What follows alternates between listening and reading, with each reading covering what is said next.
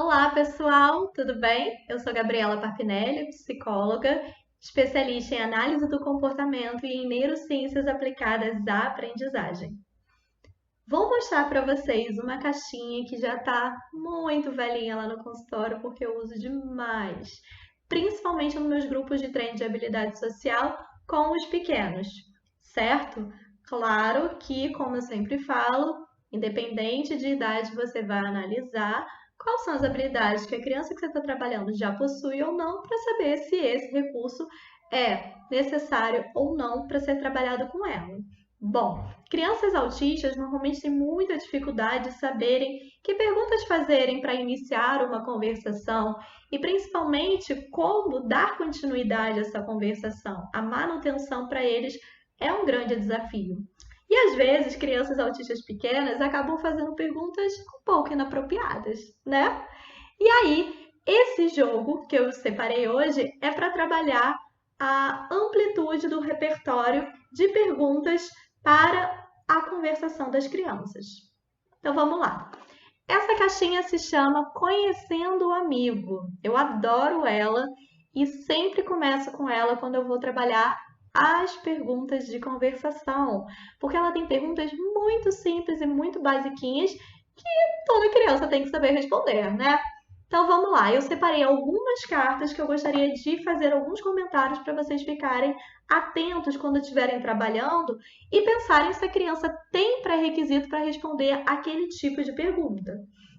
Bom, quando eu trabalho com grupos, normalmente eu sempre faço grupo muito pequenininho, tá, gente? Ou duplo, ou trio, ou no máximo 4.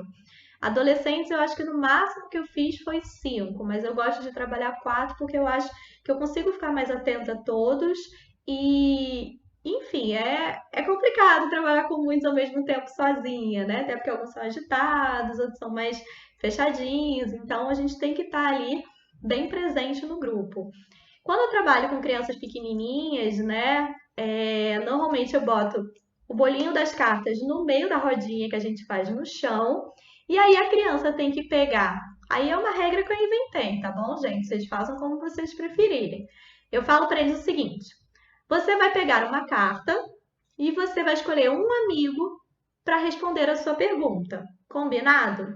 E aí, às vezes eles têm muita dificuldade já aí, que é a escolha. Que amigo que eu vou escolher? Ah, não quero escolher.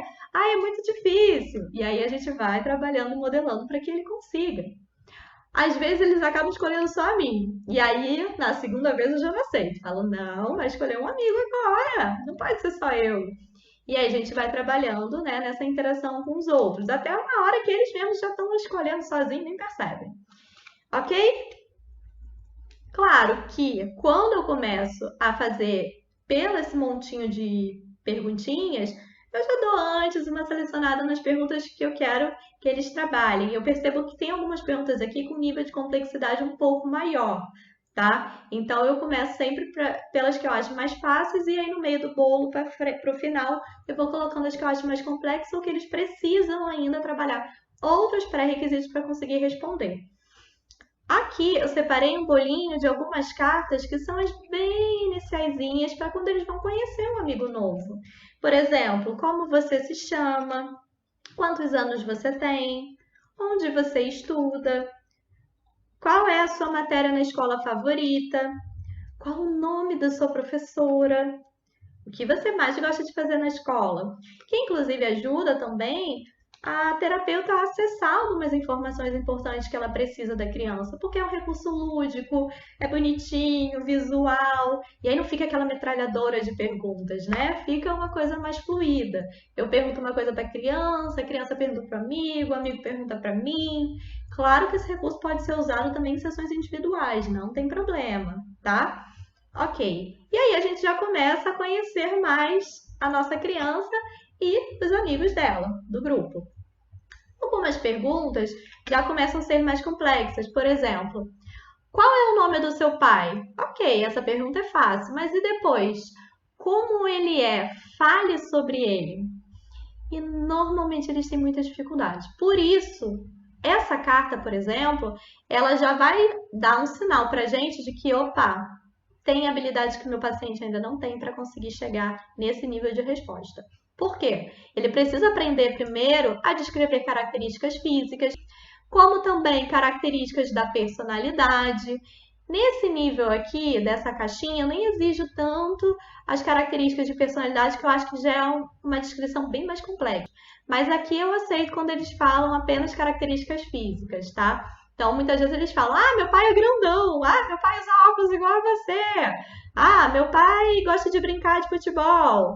E aí, claro, se a criança tiver uma dificuldade, eu vou fazendo algumas perguntas bem direcionadas para que ela consiga responder e ter sucesso nessa pergunta. Tem outras cartinhas aqui nesse bolo que vão trabalhar também a questão dos sentimentos. E aí, para isso, a criança já tem que ter trabalhado com você pelo menos as emoções básicas e a capacidade dela atrelar a emoção às situações, numa variabilidade, e não só aquela história de trabalhar uma situação e com uma emoção para a criança. Senão, eternamente, quando você perguntar quando ela fica feliz, ela vai dizer que é quando ela ganha um boneco do Minecraft, ok? Então, vamos trabalhar essa variabilidade, pessoal. Aqui, por exemplo, tem uma cartinha que fala: fale quando você ficou bravo. Ou seja, não é para ele descrever a cena, é para ele contar uma situação dele, certo? Por isso esse pré-requisito é importante. E aqui pergunta: o que você tem dificuldade de fazer? Inclusive, muitas crianças autistas têm dificuldade de amarrar o tênis, né?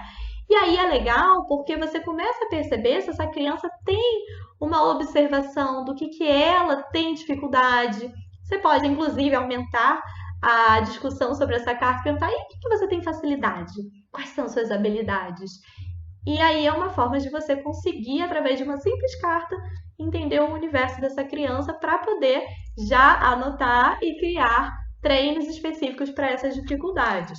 Outras cartinhas que tem aqui são cartinhas de escolhas, e essas cartas são muito difíceis, acreditem.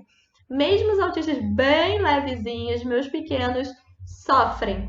Eles ficam assim: eu não sei escolher, eu quero todas, eu não quero nada. Sempre tudo ou nada. Aqui, por exemplo, você prefere nadar, correr, andar de bicicleta ou de skate? Ferrou. Meus pacientes já falam: eu gosto de bicicleta e nadar. Eu falo: opa, é preferência. Qual é a sua brincadeira favorita? Não pode citar duas. E aí buga o cérebro, dá tilt, aí começa sinais de ansiedade. E aí eu já aproveito para trabalhar. Olha, quando a gente começa a ter essas sensações no corpo, o que a gente pode fazer para se acalmar? E aí cada criança vai ter uma estratégia, desde a mais simples que todo mundo conhece, que é a respiração diafragmática, como algumas crianças às vezes têm algum objeto que pode ser regulatório para ela, ok? Então isso é algo extra, só um detalhe para vocês lembrarem. E ainda perguntam o porquê, então ela ainda tem que justificar o porquê que ela gosta tanto daquilo. O porquê acaba de ser bem mais fácil do que a escolha, acreditem. E aí aqui, por exemplo, essa: você prefere brincar dentro ou fora de casa? Tem criança minha que não entende essa pergunta. E aí eu tenho que explicar qual é a diferença de brincar dentro de casa e fora. Qual é a brincadeira que só dá para ser fora, qual que dá para ser dentro. E aqui pede também a justificativa. Para terminar, tem algumas cartinhas que são muito legais, mas eu acho que já são um pouco mais complexas, então eu deixo sempre no fim do bolo, né? Porque eu já vou ter trabalhado várias outras habilidades, que são de curiosidades, às vezes tem respostas muito interessantes, às vezes umas bem engraçadas também. Como: o que você quer ser quando crescer? Se você pudesse ser um animal, qual você seria? Por quê? Se você tivesse R$1 milhão, o que você compraria? O que você faria? Nossa, essa daqui dá cada resposta maravilhosa. Façam. Essa daqui é sensacional, gente. Eu choro de rir. Onde você nasceu? Quando eles se empolgam e começam a contar onde eles nasceram, é um relato mega descritivo. Pelo menos os meus pequenos fazem assim. Já chegou paciente meu de contar como que ele era dentro do útero da mãe. Depois ainda foi para a maternidade. Foi um bebê famoso, apareceu nos jornais. É muito legal. E essa daqui é uma carta que serve muitas vezes para a gente testar a criança. Conte uma piada. E aí você vai reparar se essa criança sabe o que é piada, se ela sabe contar uma piada, e a gente vê a questão da prosódia, que é importante, a entonação da voz, né, na hora de contar. Se a piada que ela conta é engraçada ou não é engraçada, Então, isso já vai dar alguns alertas pra gente da percepção dela da piada, da compreensão. Às vezes eles repetem uma piada que eles ouviram, eles não compreenderam, das piadas, às vezes, extremamente literais que eles inventaram. Então, assim, são cartas que o propósito basicamente aqui é a conversação, mas vocês viram quantos outros objetivos vocês podem trabalhar por trás da intenção de cada uma dessas cartas? Então, é um material super rico de trabalho. Explorem o máximo que vocês conseguirem, ok? Um beijo e até lá. Tchau, tchau!